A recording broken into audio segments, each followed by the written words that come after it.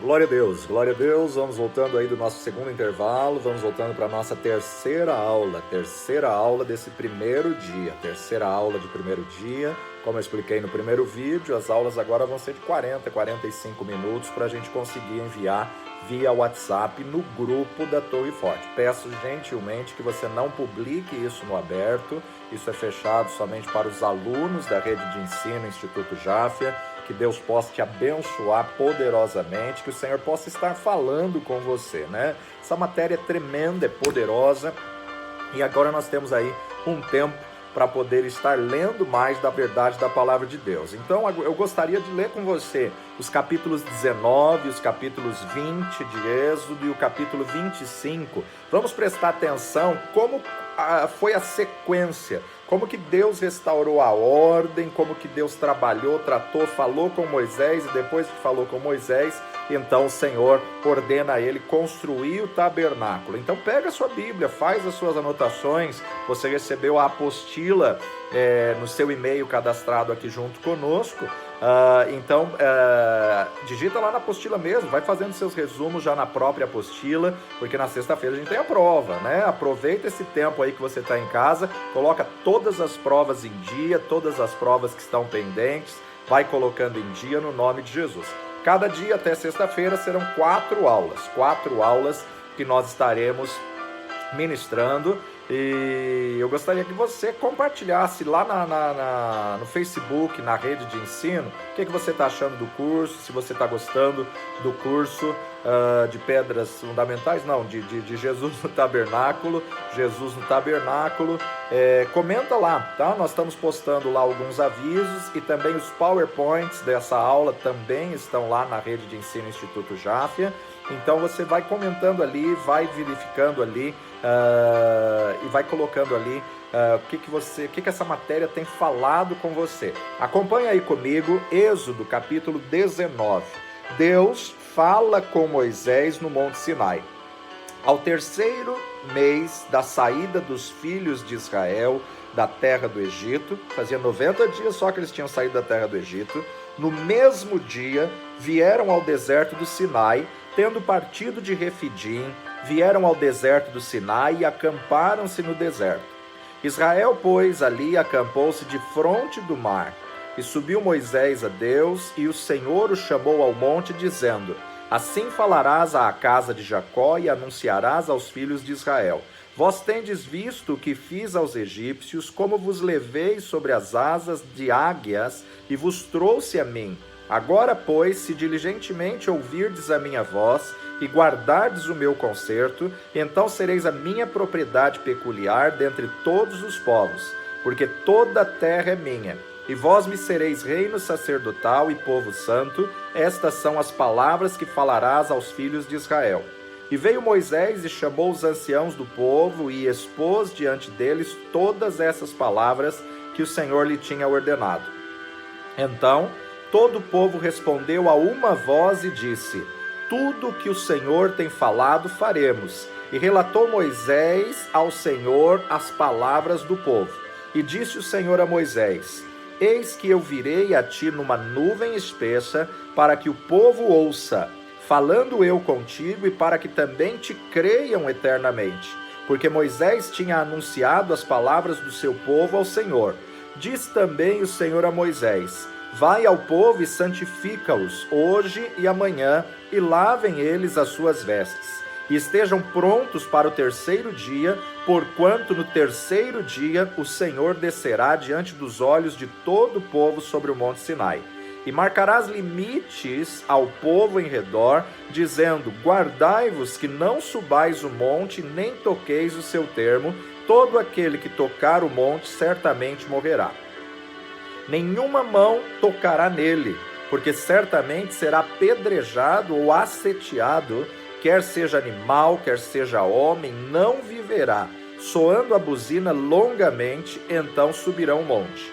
Então Moisés desceu do monte ao povo e santificou o povo, e lavaram as suas vestes, e disse ao povo: Estais prontos ao terceiro dia, e não chegueis à mulher. E aconteceu ao terceiro dia, ao amanhecer, que houve trovões e relâmpagos sobre o monte, e uma espessa nuvem e um sonido de buzina muito forte, de maneira que estremeceu todo o povo que estava ao arraial, e Moisés levou o povo fora do arraial ao encontro de Deus, e puseram-se ao pé do monte, e todo o monte Sinai fumegava, porque o Senhor descera sobre ele em fogo, e a sua fumaça subia como fumaça de um forno, e todo o monte tremia grandemente. E o sonido da buzina ia crescendo em grande maneira. Moisés falava e Deus lhe respondia em alta voz. Olha que coisa tremenda. E descendo o Senhor sobre o monte Sinai, sobre o cume do monte, chamou o Senhor a Moisés ao cume do monte, e Moisés subiu. E disse o Senhor a Moisés: desce, protesta ao povo que não traspasse o termo para ver o Senhor, a fim de muitos deles não perecerem.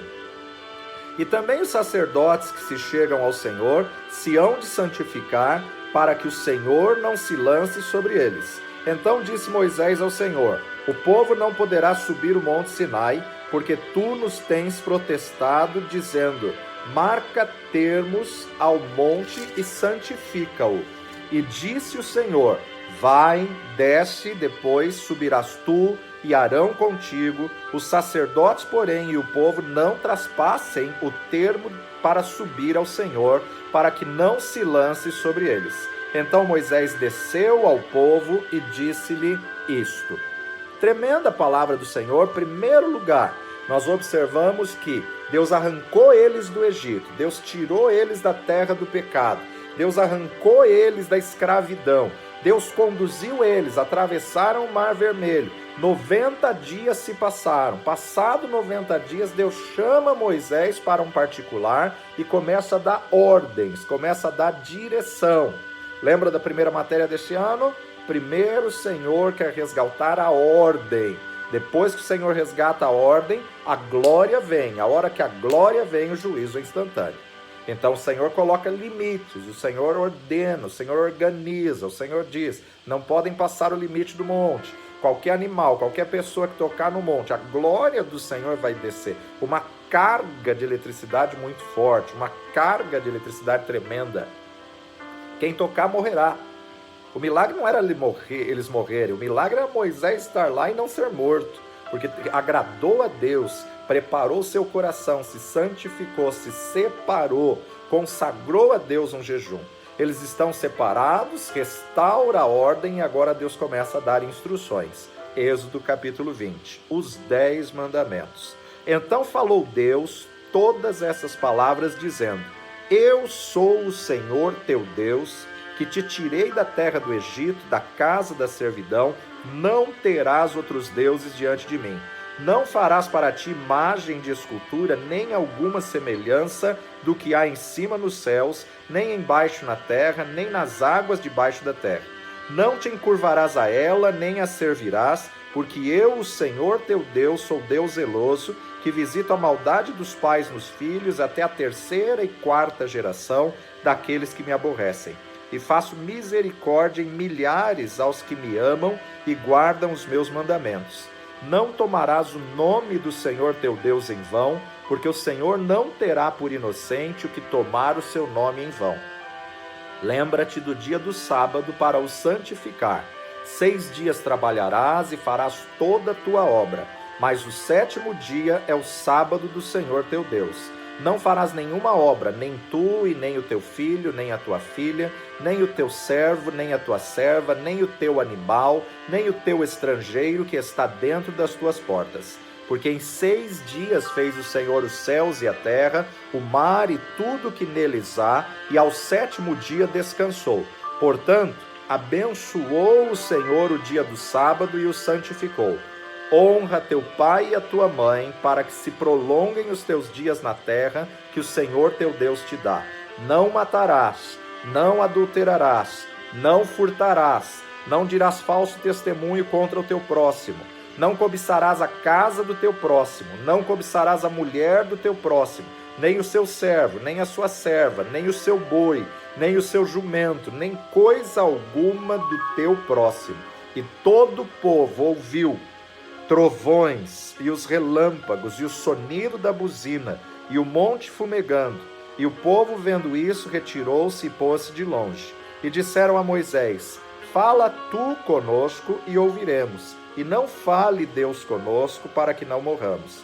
E disse Moisés ao povo: não temais, que Deus veio para provar-vos, e para que o seu temor esteja diante de vós, para que não pequeis. E o povo estava em pé de longe. Moisés, porém, se chegou à escuridade onde Deus estava. Então disse o Senhor a Moisés: assim dirás aos filhos de Israel: vós tendes visto que eu falei convosco desde os céus, não fareis outros deuses comigo. Deuses de prata ou deuses de ouro não fareis para vós. Um altar de terra me farás, e sobre ele sacrificarás os teus holocaustos, e as tuas ofertas pacíficas, e as tuas ovelhas, e as tuas vacas. Em todo lugar onde eu fizer celebrar a memória do meu nome, virei a ti e te abençoarei. E se me fizeres um altar de pedras, não o farás de pedras lavradas. Se sobre ele levantares o teu buril, profaná-lo-ás. Não subirás, porém, também por degraus ao meu altar, para que a tua nudez não seja descoberta diante deles. Deus dá detalhes, Deus dá instruções minuciosas, porque a ordem é um protocolo, e esse protocolo tem que ser cumprido à risca. Esse protocolo tem que ser cumprido fielmente.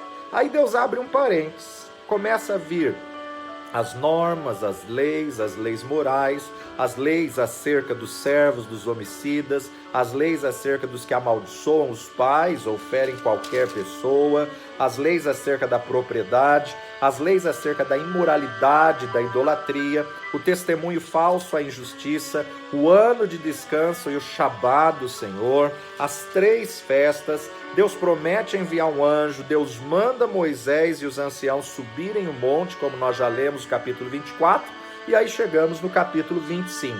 Capítulo 25 de Êxodo, 1 de 1 a 9. Deus manda o povo trazer ofertas para o tabernáculo.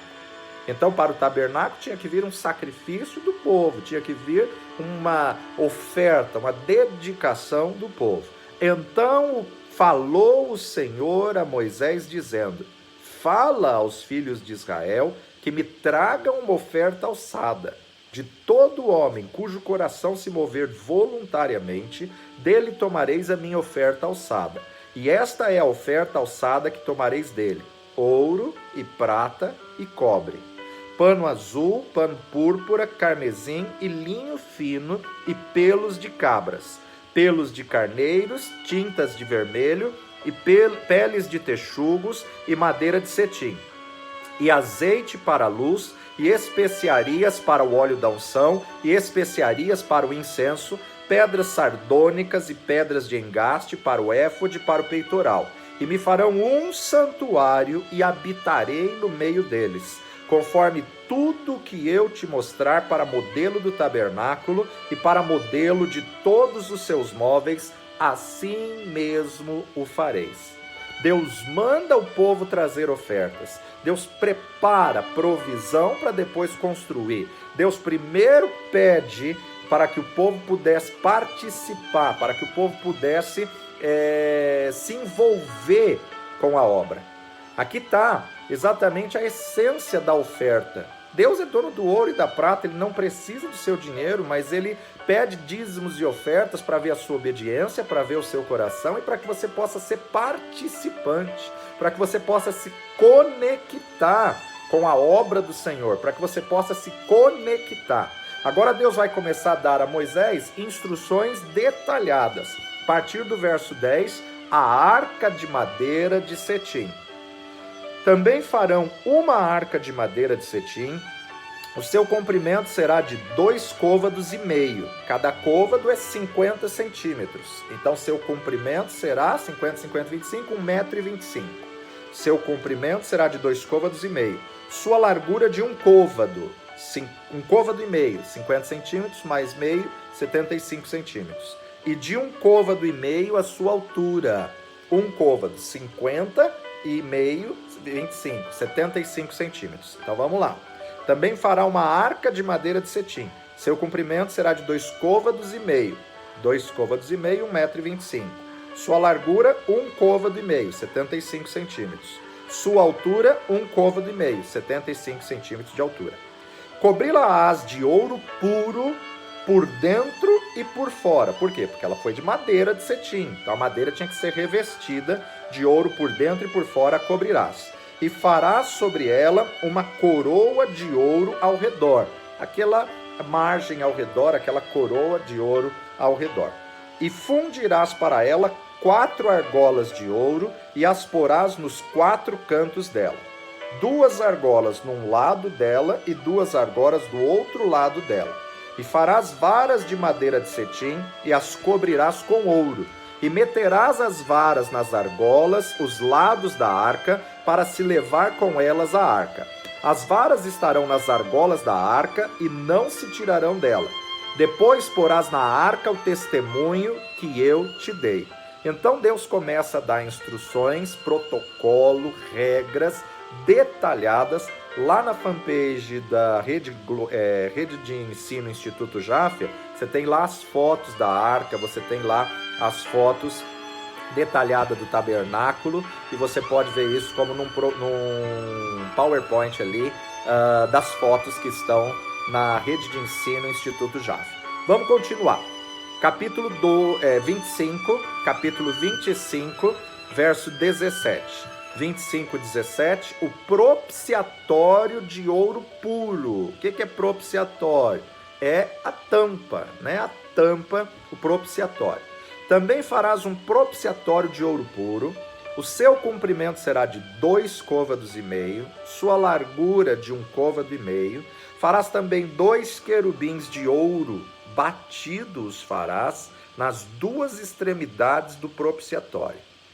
O ouro aponta para a glória, pureza, santidade. Mas também Deus estava preparando o objeto para receber uma carga de glória. Deus estava preparando ouro puro, batido, bem resistente, bem consistente, porque a glória de Deus ia se manifestar ali, na frente dos 2 querubins. Como a glória de Deus, como nós temos estudado, temos aprendido, é uma carga de altíssima voltagem.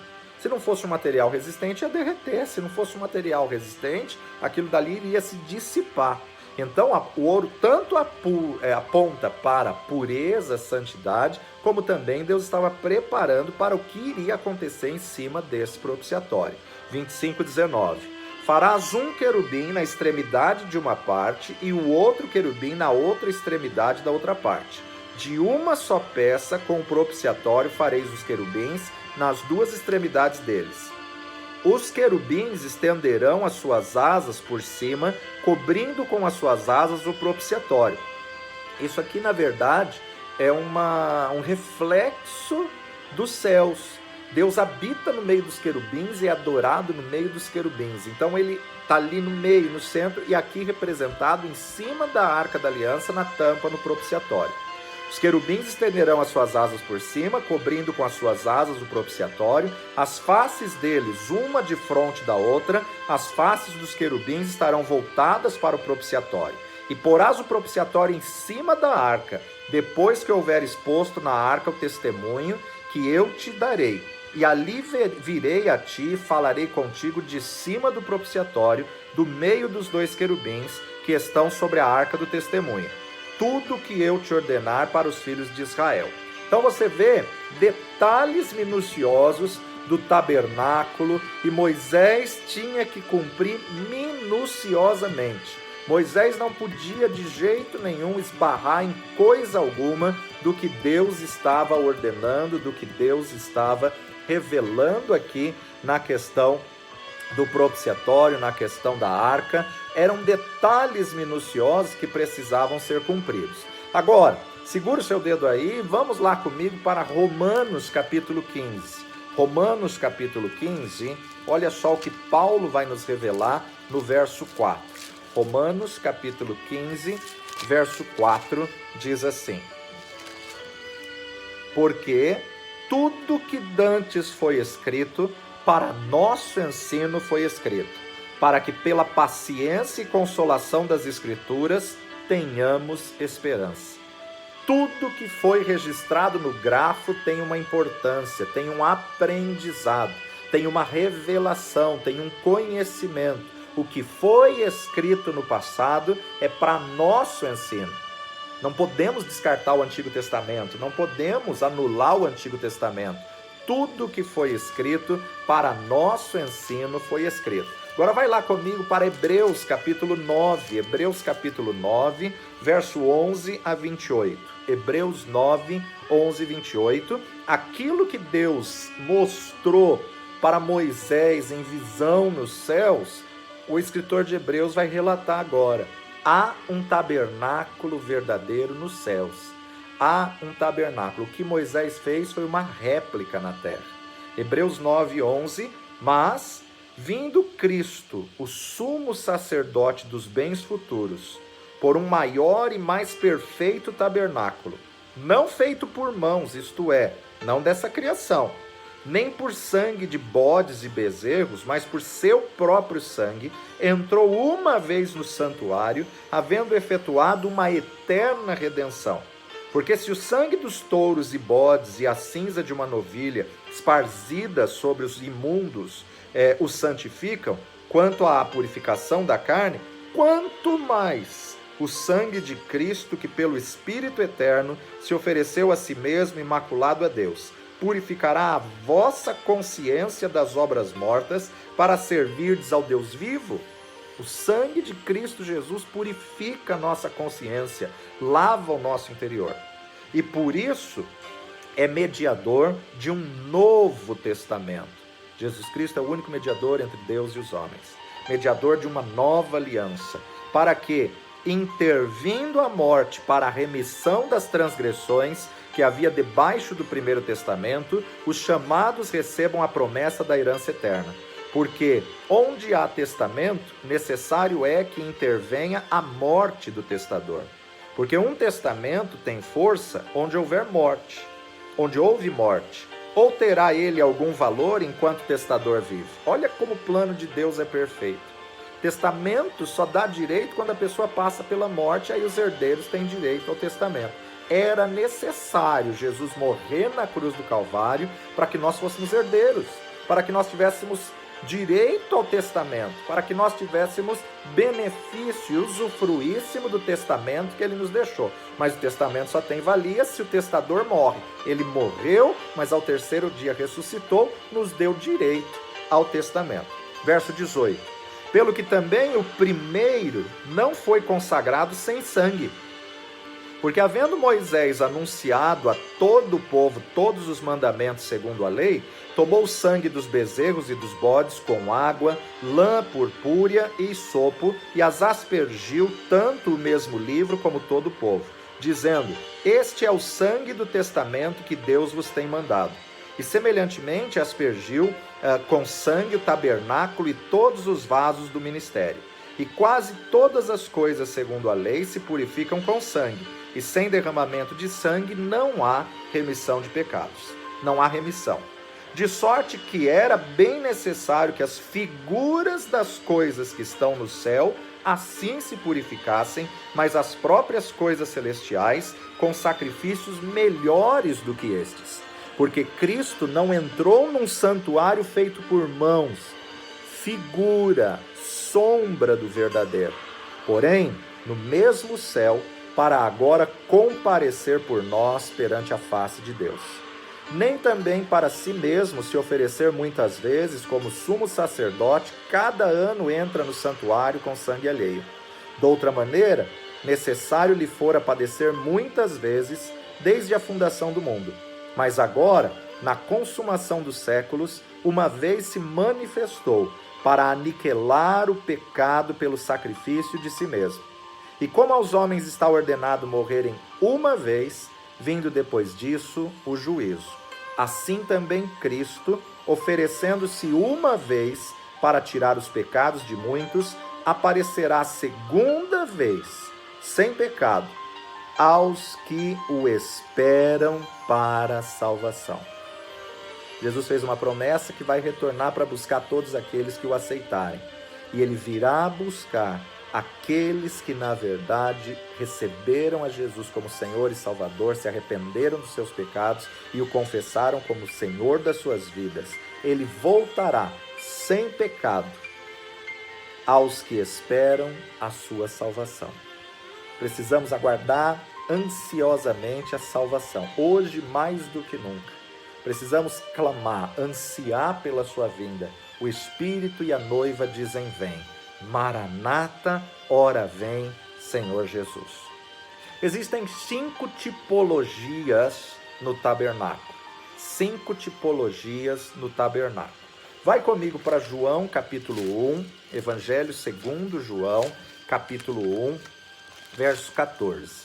João 1,14 nos diz assim: e o verbo, o Logos, a palavra, Jesus, o verbo que sai da boca de Deus, e o verbo se fez carne e habitou entre nós.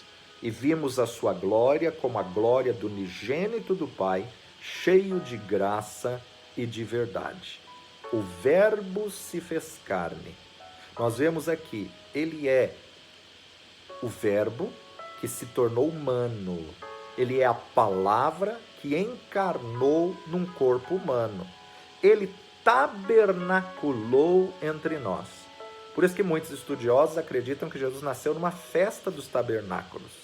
Ele tabernaculou. O verbo se fez carne, estendeu o seu tabernáculo sobre nós. João 14:6, João 14:6 vai nos dizer: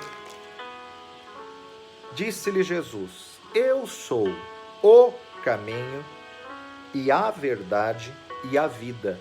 Ninguém vem ao Pai senão por mim. Você que tem acompanhado nossas aulas sabe que eu desenho sempre no quadro, mas está aí na rede, na fanpage da Rede de Ensino Instituto Jáfia, Tabernáculo, Jesus do Tabernáculo. Eu desenho sempre a disposição da mobília do tabernáculo. O altar do holocausto, a bacia com a lavagem da água, depois entrando no lugar santo, candelabro, a mesa da proposição, o altar de incenso, até entrar no Santo dos Santos.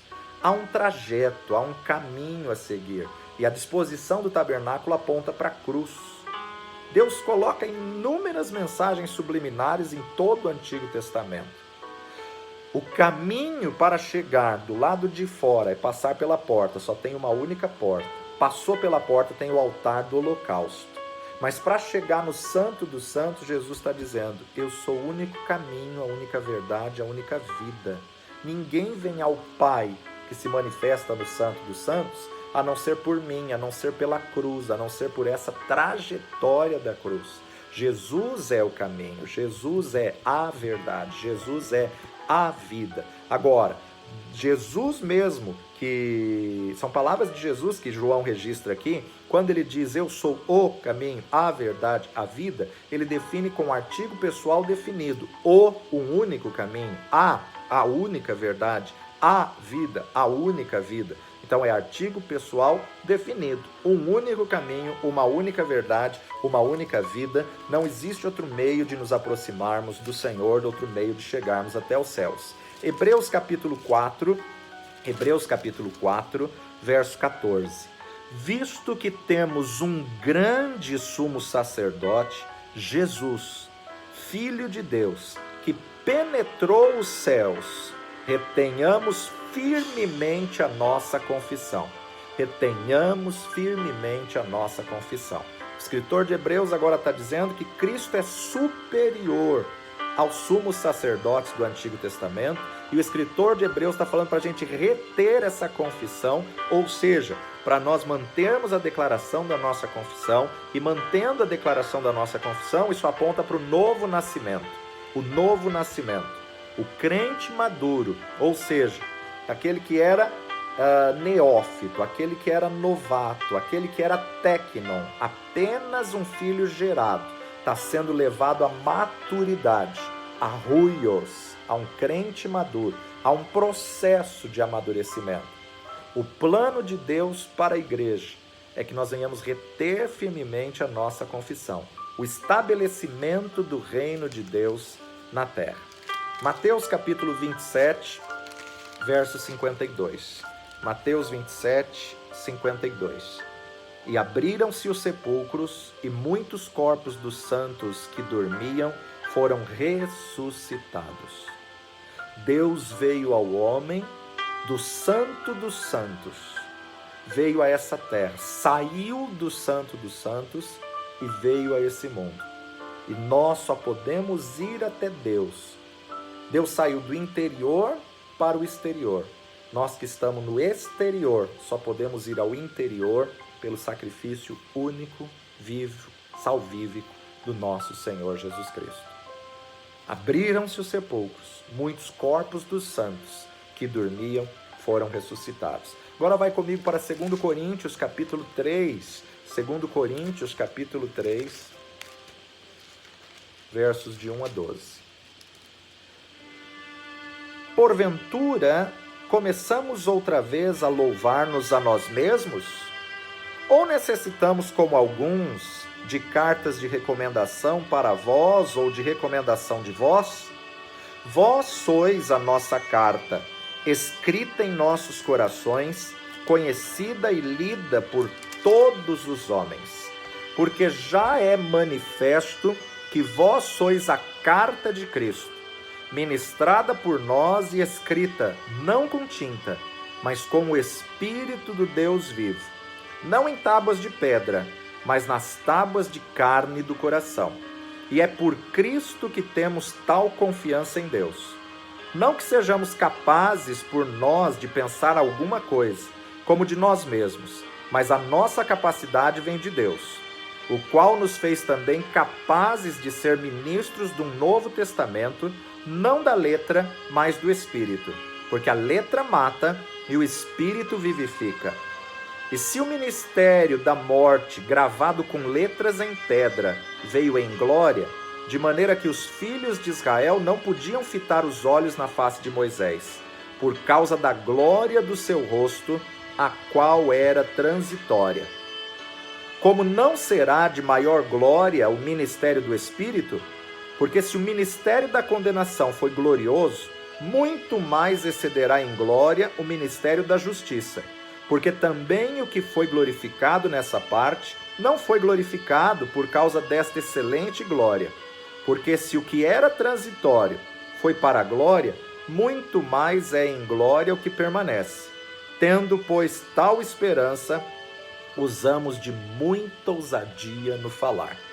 Esse capítulo todo, Paulo está falando acerca da lei, fazendo uma comparação sobre a lei de Moisés e o Espírito Santo. Quando ele coloca que não foi escrito em tábuas de pedra, as tábuas que Moisés desceu com os 10 mandamentos, mas sim na tábua de carne do nosso coração, do nosso interior, a graça.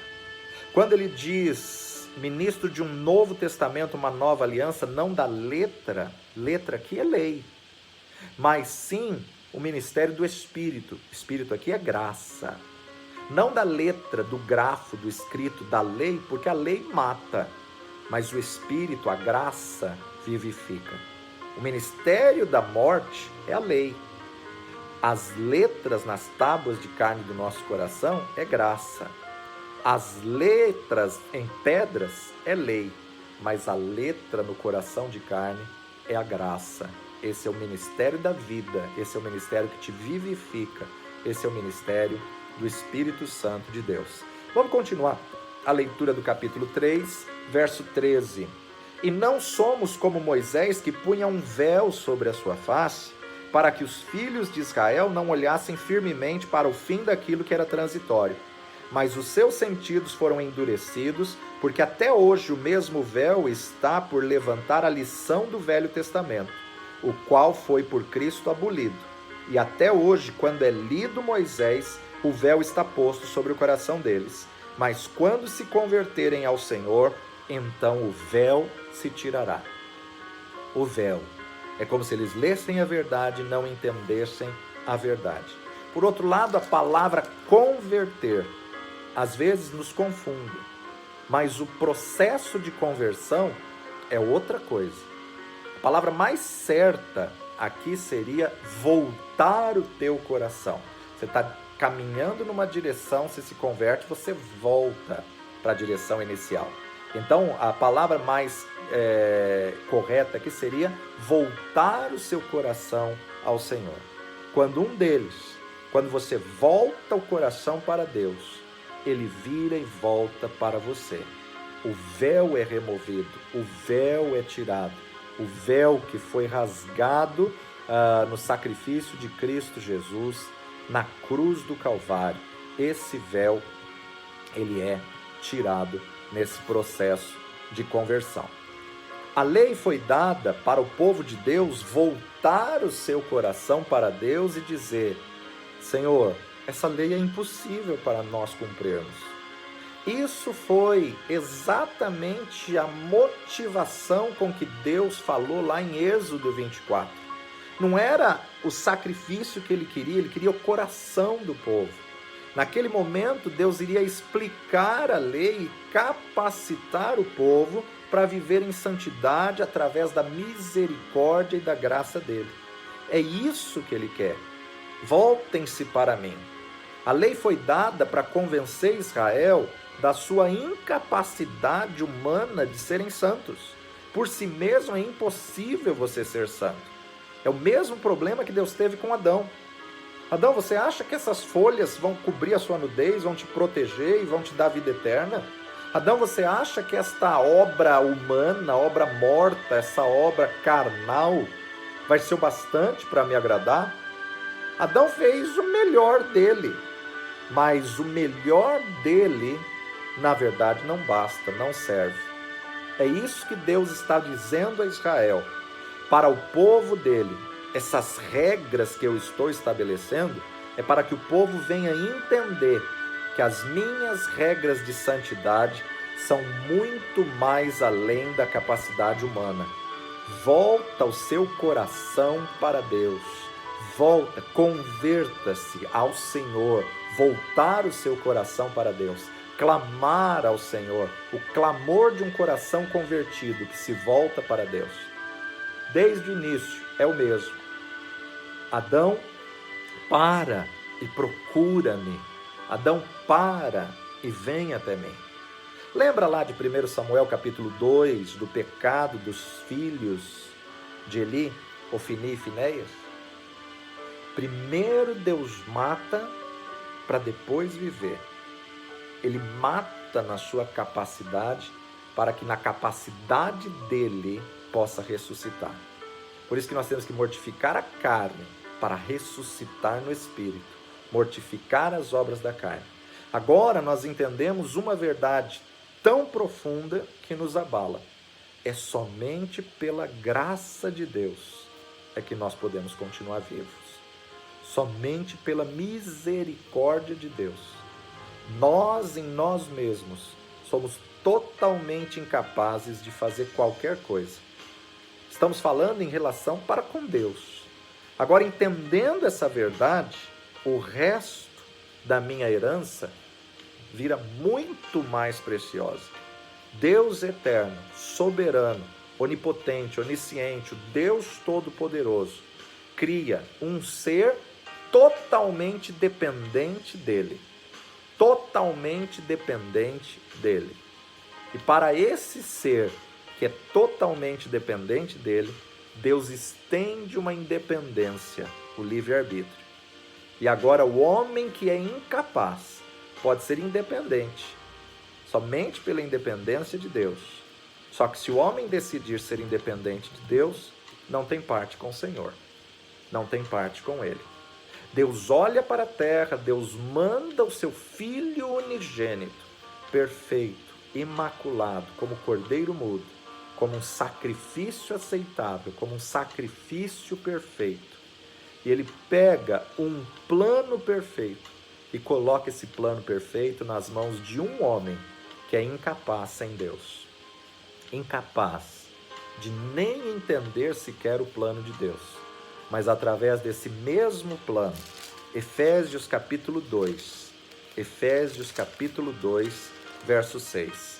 Quando Jesus ressuscitou, a palavra de Deus diz que Ele me pegou e me ressuscitou junto com Ele e me fez assentar junto com Ele na minha incapacidade nos lugares celestiais em Cristo Jesus. Efésios 2,6. e nos ressuscitou juntamente com ele e nos fez assentar nos lugares celestiais em Cristo Jesus. Paulo ainda fala em 2 Coríntios capítulo 4, verso 7, que nós temos esse tesouro. Quem é o tesouro? O Espírito Santo. Onde? Dentro do vaso de barro. Barro que somos nós, feito do barro, do pó da terra. 2 Coríntios capítulo 4, verso 7. Temos, porém, esse tesouro em vasos de barro, para que a excelência do poder seja de Deus e não de nós.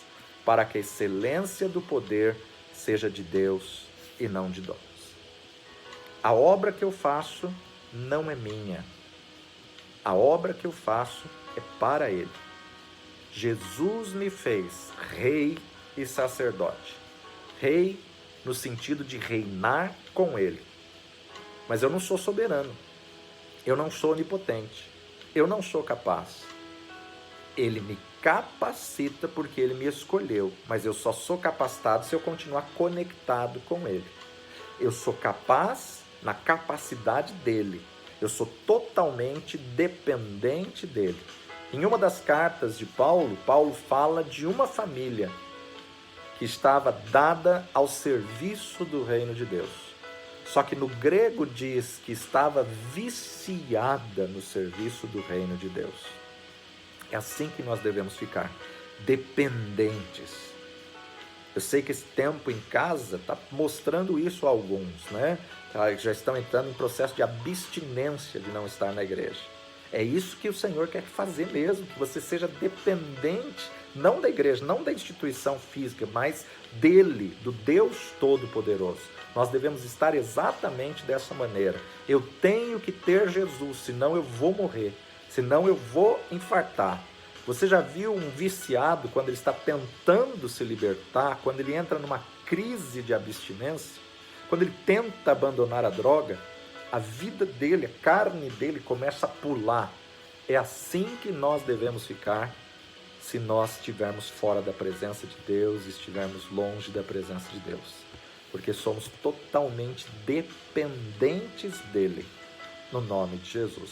Nós vamos para mais um intervalo para encerrarmos essa aula de hoje. E daqui a pouquinho a gente volta para a nossa quarta aula do primeiro dia. Isso é só o primeiro dia, hein? Nós vamos concluir então o estudo de Êxodo 24, ok? Daqui a pouco estamos de volta.